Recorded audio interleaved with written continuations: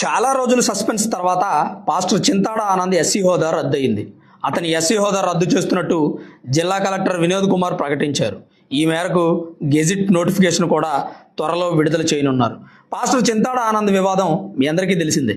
ఒక స్థలంలో చర్చి కట్టే విషయం మీద బాపట్ల జిల్లా పిట్టలవానిపాలెం మండలం కొత్తపాలెం గ్రామానికి చెందిన అక్కల రామిరెడ్డికి పాస్టర్ చింతాడ ఆనంద్కి మధ్య గొడవ జరిగింది. ఆ గొడవ కాస్త కేసుల వరకు వెళ్ళింది. అయితే అక్కల రామిరెడ్డిపై pastor Chintada Anand SC ST atrocity case పెట్టాడు.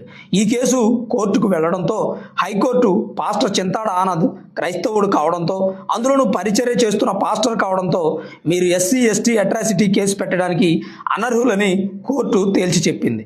అయినా అక్కడి నుంచి సుప్రీంకోర్టుకు వెళ్ళాడు పాస్టర్ చింతాడ ఆనంద్.